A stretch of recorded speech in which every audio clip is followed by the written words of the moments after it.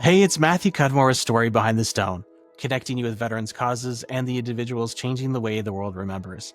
Today, we're heading deep, literally, into history to the Mediterranean enclave of Gibraltar, home to a massive underground military complex with miles of tunnels carved into solid rock. To find out why these tunnels were so critical to wartime operations through the centuries, we sit down with Gail and Pete with the Tunnels in Gibraltar, who work hard every day to preserve and share a chapter of wartime history that most people have never heard. Gail and Pete, it was great to have you on the show to learn more about the tunnels and the incredible work you're doing there. And to our listeners, thanks for tuning in.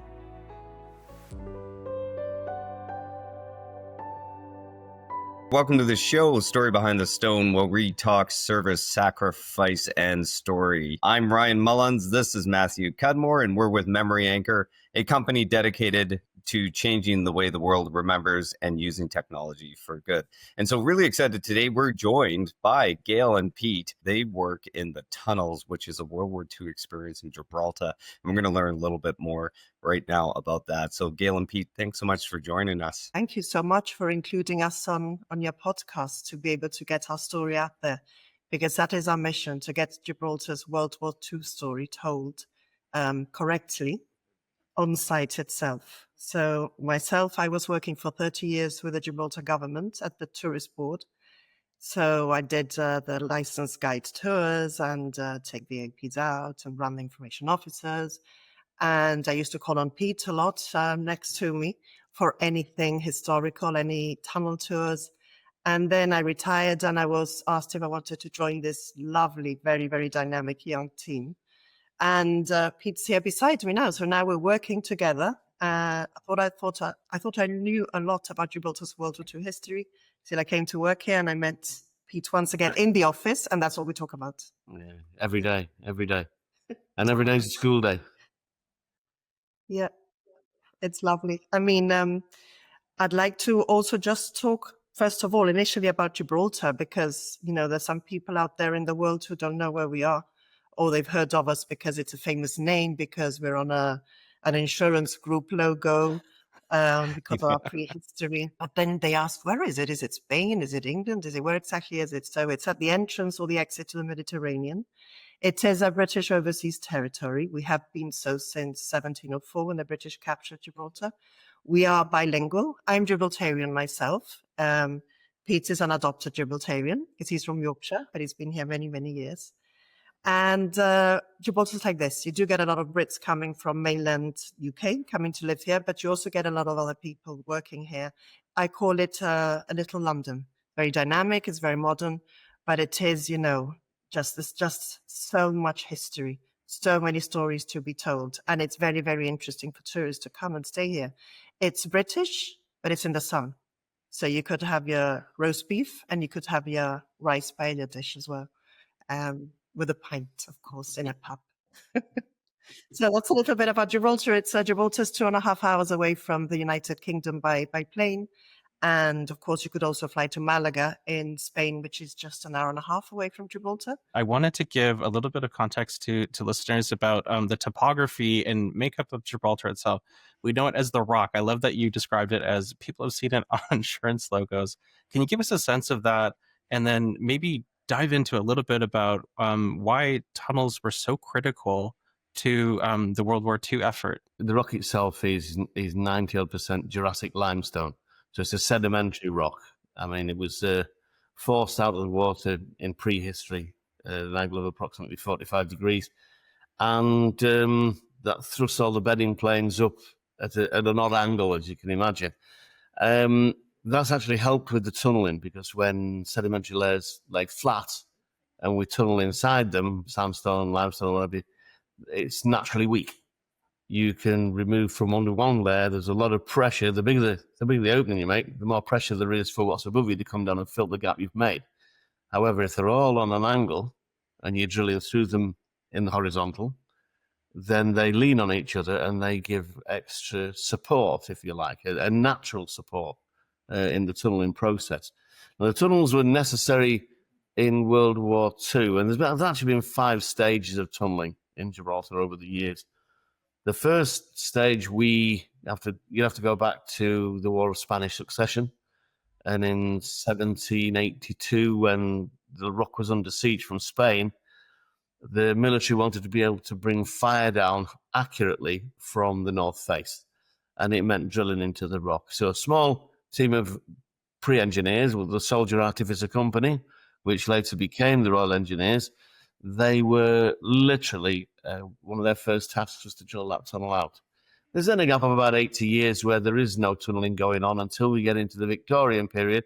We start seeing steamships coming to general use of the Admiralty, and Gibraltar, key strategic importance, sitting as it does as the gateway into the Mediterranean. It's a lot of limestone with no rivers, no lakes, no springs, and no shortage of fresh water. We get it sideways for about 3 months when it starts. Getting a hold of that water while it was coming was the important thing. So in 1898, tunnelling started again to store water underground. So we built a catchment area, which features on the beautiful painting Gail's done behind us. There's a catchment area on the rock which was coated in corrugated tin, so when it rained, it would run down it like the world's largest tin roof. It would run into these collection ditches and fill chambers for us. So that would support the ships that needed the water to turn the propellers, to form the steam to turn propellers. It also fed the garrison. We then go back into stage 3 tunneling, as we call it here, is the lead up into World War II. And as early as late 1938, the first job falls to the City Council, because under the Air Raid Precautions Act, in times of conflict, the civilian population has to have somewhere to go of safety. We have to offer safe refuge. That means hospitals and shelters. So the City Council picks up that mantle and they move forward with the tunnelling. Then we get the British engineers start to come across, and they're joined by the Royal Canadian Engineers. Now we end up with 2 companies of Canadian engineers and 4 companies of British engineers tunnelling through World War II. Now, at the outbreak of war, so at the end of stage 3, we've got about 7.5 to 9 mile of tunnel. We then go into World War II, and that continues. Stage 4. By the end of the war, we've got between 28 and 32 mile of tunnel. So it gives you a real idea of the importance placed on Gibraltar at that time. And the reason for all these tunnels becomes obvious when you see Gibraltar as a position of strategic importance. I mean, it's a short stepping stone from Gibraltar into North Africa. So with the building of a runway, we can make that stepping stone across there. We can support ground troops from air from Gibraltar. We can support Malta at the other side of the Mediterranean, which was already getting battered by, through Sicily very early on in World War II. So we can construct aircraft in Gibraltar. We can fly them over. Which again, Canadians were involved in that. One of your first jet pilot, as he became, Everett Badu, was here as an officer in charge of a Canadian pilot section, in World War II. So a lot of Canadian links back into the rock. As I said, we're 2.3 square mile of pointy rock. We've got very few areas where you can store on the outside. Now, if you brought everything you needed here to support an army at war in North Africa in all elements of logistic support, to construct aircraft to fly to Malta, to maintain a garrison strength of 16,500 personnel that are going to service the Mediterranean fleet in the bay, that are going to defend the place, and you put all those precious assets on a few flat areas, close to the dockyard or close to the airfield, a couple of even poorly sighted enemy air raids could lay the garrison's assets to waste. So the idea was get it in. And that's what the rock is. The rock is a massive underground store. Primary role to support the North Africa landings on Operation Torch.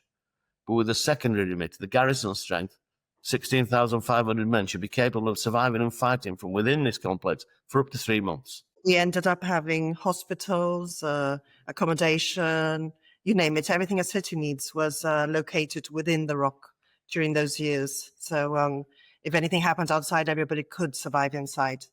So nowadays you walk through empty tunnels. These were teeming with people digging, people eating. Any injuries that were brought into Gibraltar would be serviced by the people inside the hospitals, inside the rock. Just from that short description, you're hearing a lot of the strategic importance of Gibraltar. Gibraltar because of where it was located and the massive effort that went into making it what it is during that time and today. You both have this wonderful opportunity to work there and take people through there.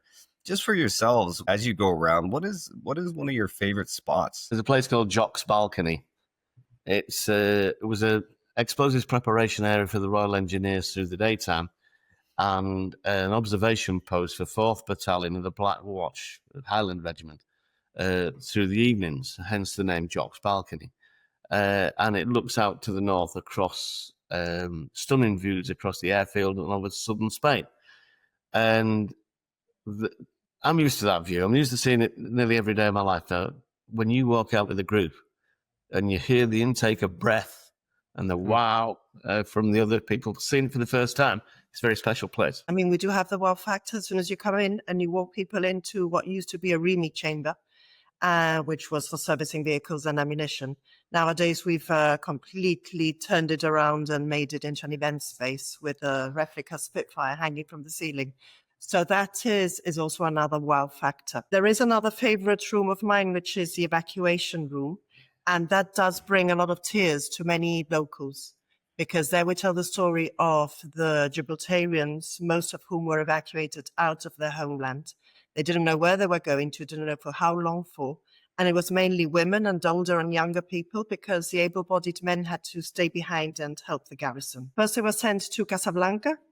And then after 7 weeks of having been evacuated there, they had to leave because Casablanca, being Morocco, was then in the hands of the Vichy French. So they had to leave, emergency leaving again. So they were evacuated back here. And then a few weeks later sent to places like London. Why London? Because London was empty. It had been evacuated. So, hey, there was room for the Gibraltarians, whom they didn't know where to accommodate. Others went to Jamaica, Madeira, Northern Ireland later on, and some went to Spain as well. But for many Gibraltarians, including myself, we tell the story of our parents, of our grandparents. So it's been more than one that have gone in. And I mean, even saying this, my hair stands on end. They go in and they start seeing the ID cards they had, the memos that went out that only gave them 24 hours to leave. You see my father's photograph. My father was, or is, and he was the eldest son. So he had to look after his 3 siblings because my granny's nerves were a wreck. And being children, they loved running about in London after bombs had fallen. So imagine my dad had to go and find my auntie and my 2 aunties and his younger brother. And then my mother's mother-in-law, who was also evacuated, had a shrapnel wound from a bomb that had fallen, and she died of that in London. So she never came back home. So there are many stories like that of my parents that are very, very important, aren't being told locally until really now to this extent. And Gibraltarians are very, very happy, dare I say that word, to see that their stories are finally coming out, because not all battles are fought on the front line. The war was a team effort in itself, and many people did many things that many people don't know about. So it's looking at these histories and having interviewed so many people last year. For me, that room, when I go in there, makes me very proud to be who I am. I'm very proud of my father, who's actually featured a bit in another of our rooms, the Gunners Gallery, because my father, when he came back from the evacuation, he really wanted to join the Gibraltar Defence Force. He wanted to be one of the men who had stayed behind.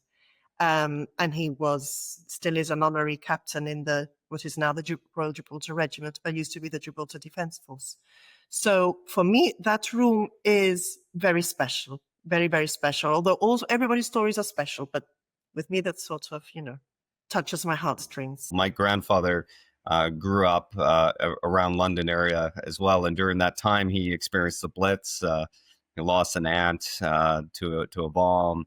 And talking to him, sharing some of that experience, I had no idea how much the Gibraltar population was moved around, and I think that's so important that what you're doing at the tunnels is a part of that, is telling that story of that, because quite often we see in different museums the focus on just the military itself and not the human impact on that, and it sounds like you've taken some care to make sure you've told that story. We were thinking, what shall we do in this corridor? What shall we do? Because we keep brainstorming with what can we do, because we have so much information. And we decided on having a hallway of heroes, as we call it. And we have individual life stories. So it's not just people who are military. We also tell stories of people who contributed. And we have found some very interesting story of engineers, personal stories, because yes, they are in the military. But it's their personal stories, because we want to bring people into this vibe of being alive during World War II and what it was like for everybody. So we've told stories of people who were, for example, Agent Zoe, who was a lady who was in one of the top Polish resistance in the Home Army. And we tell a story of how she came to Gibraltar, what the amount of work she did, trying to cross through Nazi-occupied Europe, everything she did. And then we have General Sikorski, who was a Polish prime minister in exile, who actually died while his plane took off whilst leaving Gibraltar as well. We include 2 Canadians. And we include 2 Canadians also, because you're better off telling the story because you know them better. Yeah, we have 2 Canadians on the wall. One, he was a Canadian man who joined the British Royal Engineers World War II, called Major Lindsay Justin Foss. And it's quite a story that he has to tell, because he was drilling in the south of Gibraltar, but the RAF had hit on a project to sort of alleviate the load of people and give them a bit of downtime. They called it Guest the Gunner, and they would allow an officer to go into the front gunner seat of the Wellingtons or whatever was doing the sorties and see the whole of the region, if you like, from the air and take the mind off the humdrum work underground. Well, Foss got a shot at this, and on his time up, they actually engaged a U-boat that had been sort of tracked into a corner by 2 ships, and they were asked to go in and engage.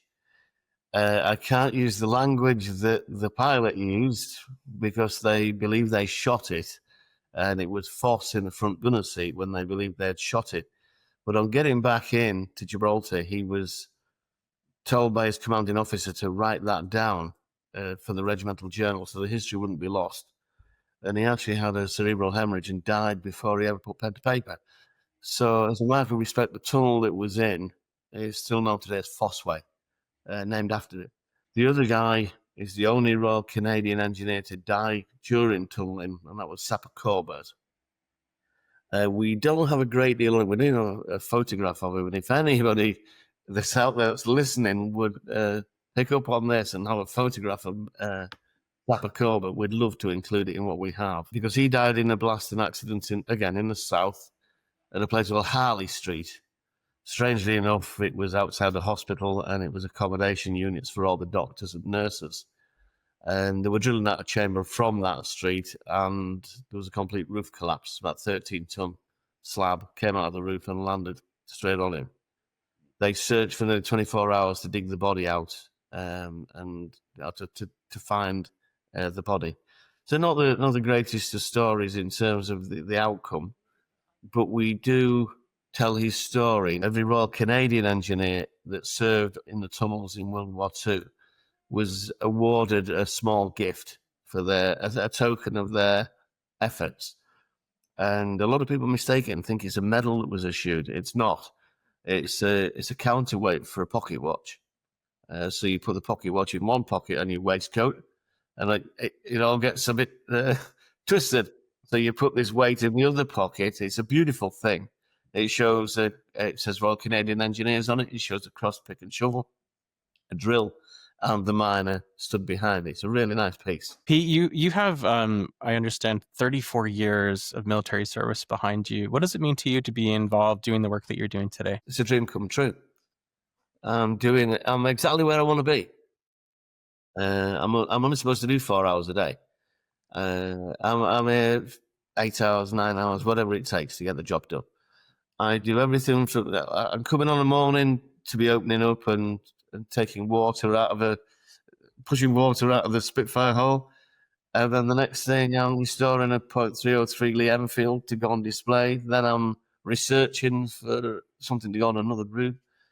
it's not like I've left the military. I'm still living and breathing it. It's great. You mentioned earlier that there's still an ongoing, hugely strong link between Gibraltar and graduating engineers, the Royal Engineers. Could you share a little bit more about that? For many, many years, the Royal Engineers have always, their young officers, as they complete their training and they coming out the factory to go to their unit, they bring them to Gibraltar. And when they first started doing this, it was called Exercise Gib Troopy. And they'd bring them to Gib, and I would spend a day with them back then. I would go up the rock, round the rock, down the rock, through the rock, and cover it in every manner of military history and look at its infrastructure. That's over the years, that's been ground down and down, and time is very precious. I now get them for 2 hours, and it's called now Exercise Stronghold, and they come out 2 to 3 times a year. And they concentrate on core history because it's important. It's important that they know their core history. The Corps of Royal Engineers, when you look at the forming of a unit to carry out work under fire, was formed in Gibraltar in 1772 and known as the Soldier Artificer Company. So these were the first men to pick up tools with a degree of competence in a military uniform and carry out artisan tasks for the military. One of their first tasks was to dig that tunnel in the North Face and to start that. So their legacy in Gibraltar is massive. To have that in your, let's call it your military toolbox, as a young officer going into your unit is very important. I was doing a restoration job on a gun about 4 years ago at the top of the rock, and a young boy, 8 years old, come across the top of the rock, and somebody asked me why I was restoring the gun. And I started telling them what I thought, and this young boy said, if we don't know where we come from, how do we know where we're going? And Wow. I think that for young engineer officers going on is important. Pete has lived through his military life, served in different places, and I know how important it is for people like himself and for anybody who's really keen, to tell the past, and because we feel it, we have it in our bones. In Gibraltar's in our bones, and history is everywhere you look. The guns, when you say guns, these are really big 9.2-inch guns. I would talk about our little ones. And when you see that young people are going to continue this legacy, then for us, it's of major importance, to the point of where our hairs are on end and it brings tears to our eyes. We're very, very patriotic in that sense to our legacy. As you're talking about this, and especially as you're saying that story about that young man, if we don't know where we've been, how do we know where we're going? I can see that in evoking the emotion, and that piece, I think, is one of the most important for anybody who's doing this work in this field. You're sharing stories, but what you're sharing more so is your passion behind the story, like that heart of why you're doing it. And I can see wholeheartedly both of you are very, very connected. Gail, whether it's your family and that history and telling the story of how the people of Gibraltar were moved around, or Pete, taking that military history and that importance. And there's so many lessons to be shared. What is the most important thing that people need to take from commemoration, from remembering? Without remembering, if we don't remember, we're just going to go down the same track we've done before. Leads to further conflict or wider conflict. So knowing what it leads to and the sacrifices that people have made to bring us through that, then that's why the story is important. And it's important for generations coming to know that we can't go down this road again. God knows we've been so close and in recent times, and we don't know where we're going. It's important to take stock of it and know the difficulties that we'll all face if we go down that track. I mean, the current climate, being as it is worldwide, it's the a step forward in the right direction. What we're doing here is because we are telling the story of war, but in a way that how it affected everybody from the front line, from the admirals to the privates to the civilians. Yeah. War affects everybody, mainly in a bad way, of course, although there's always good stories to come out of wartime as well. But mainly it's a very, very bad thing. And we don't want people to forget. Let's turn the lens to the future. You have, if I could describe it as phase one, you have miles and kilometers of tunnels. You have a number of rooms that have been opened this year. Tell me what's in them, and what can visitors look forward to experiencing when they come to the tunnels? Once you have a ticket to enter the site, you can walk unchaperoned through the site. You can go and enjoy it for as long as you for the day. Or you can come on a guided tour and have those stories told to you. There is so much information on the walls that it would be very difficult for somebody to come in on a tour and in 2.5 hours read every bit of information that we've got within the room. So we put a general historic package together as they come to us, and we'll take them through. We do a lot of corporate tours for firms in Gibraltar and elsewhere that come across, and they want to have that experience and want somebody to deliver that for them. It's a great part of our job that we're doing there. And after the Spitfire Hall, we also have the Tunnelers Rest, which is a bar facility right next to the Spitfire Hall, which is very, very popular. And then we go into what we call the strategy room. Strategy, it starts at the edge of war. So this is when Neville Chamberlain was coming back from Berlin with his piece of white paper, Peace in Our Time and all that good stuff. And then weeks later, we're at war with them, and it starts to tell that story. It starts with the ramping up of the Axis forces and the Allies. It shows the arrival of the Canadians into the effort. It shows the arrival of the Americans into the effort. It shows the build-up of the Commonwealth forces coming into play. There are weapon displays. It moves through a little bit of the strategy. There were 4 main operations that we cover, 2 which happened and 2 which never, which is Operation Torch, the North Africa landings. We cover that on the walls, and General Eisenhower, incidentally, masterminded those landings from the center of the rock. So it's important that we tell those stories and we get those points across. We then have Operation Tracer, which was a secret operation for 6 men to be secreted into a tunnel to report back on Nazi shipping should the Nazis take the rock. Now, that didn't come to fruition, but the story is fantastic. It involves Ian Fleming, because he was here with Defence Naval Intelligence before writing all his Bond books. Gibraltar really affected what he wrote. One of his operations here that he was responsible for was Operation GoldenEye, which is, you're probably aware, it later became his house, his ranch in Jamaica, as well as the Bond film. So he took a lot from his time in Gibraltar for his future stories. We then have Operation Catapult, which was, in the eyes of a lot, the biggest debacle of World War II, which was the scuppering of 3 French ships in Mers el Kabir, with the death of 1,000 French sailors. That story, again, needs to be told. It's relevant, and it needs to be out there.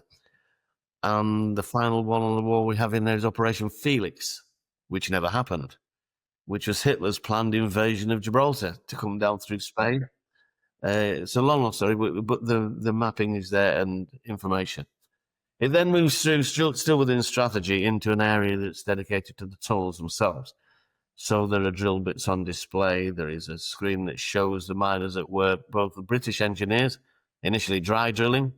Then it shows the Canadian engineers coming across with their far superior equipment and far better drilling techniques using diamond tip drills.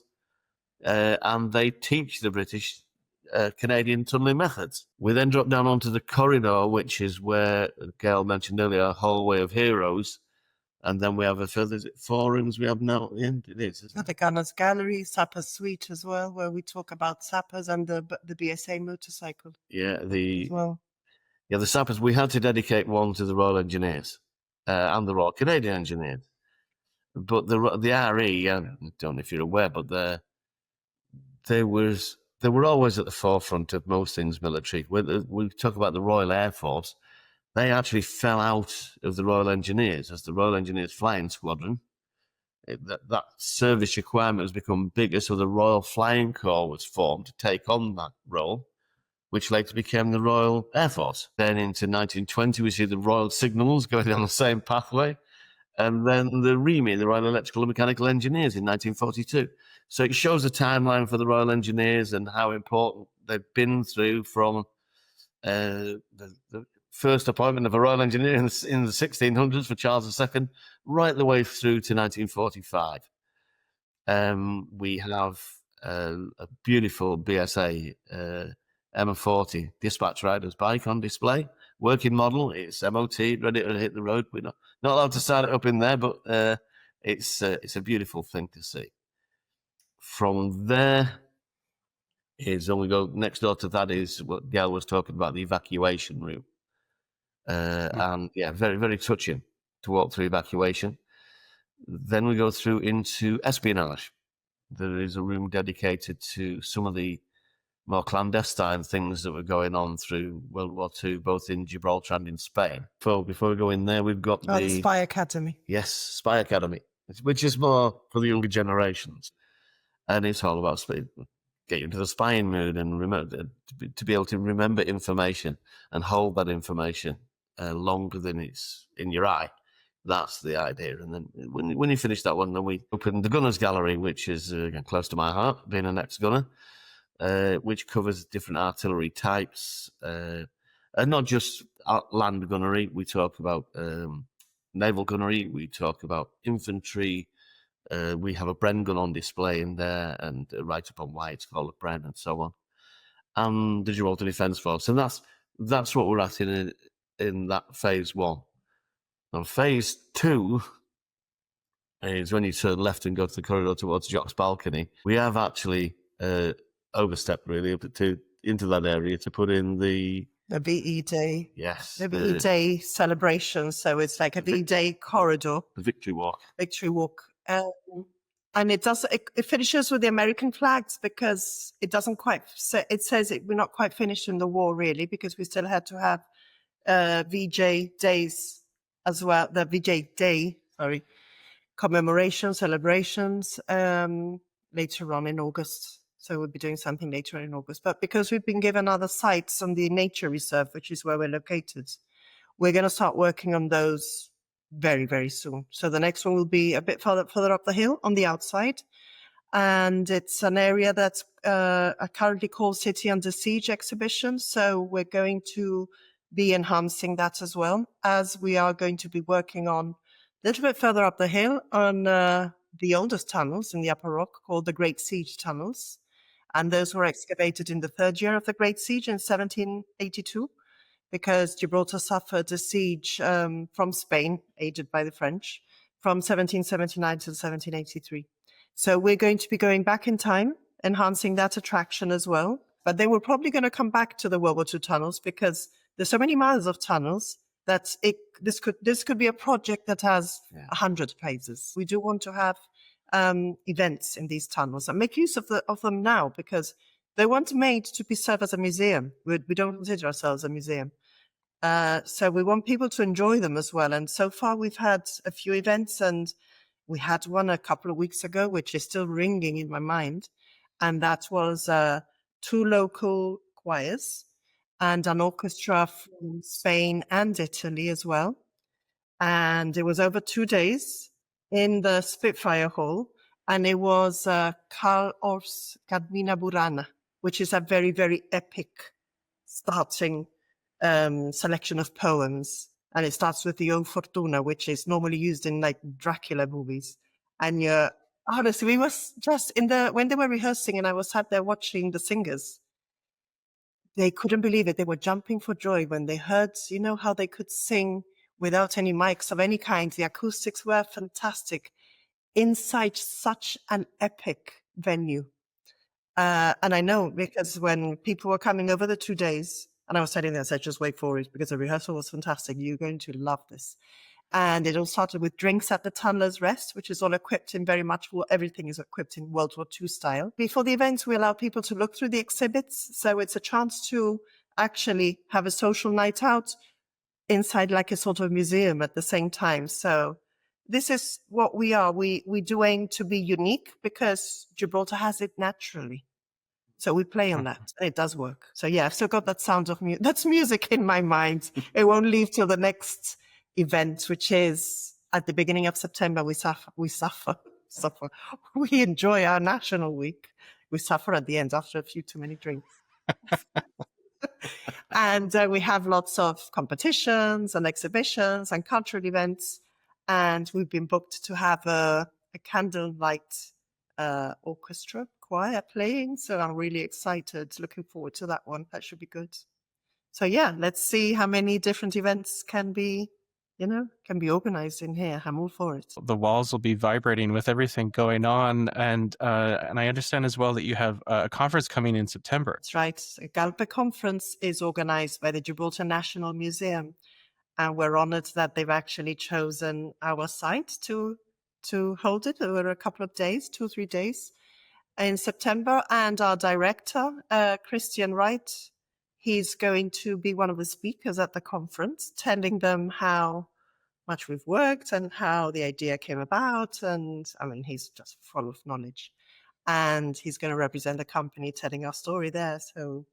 So if people want to come and join us, it's all online. If someone wants to learn a little bit more about what you're doing there, where do they go? What are your socials? What would they connect to? If you go to our website, WW2tunnels.com, and it's WW2tunnels.com, all our socials are there. We're on everything, on LinkedIn, on X, on Facebook and Instagram. And we keep updating it all the time. So you'll see history, you'll see any updates, you'll see who's been touring the tunnels and anybody new who's come to visit and given us some stories. And then now and then we tell of what we're exhibiting and the people we are exhibiting, the life stories. So we do all this. We just try to keep it moving all the time and interesting all the time because there's a lot to tell. So thankfully we have plenty to fill it all up. Gail, Pete, thank you so much for joining us, sharing your passion for what you're doing and all the information about Gibraltar. For our guests, please take a look at the show notes. We'll make sure to share those links in there and tune in again for our next episode.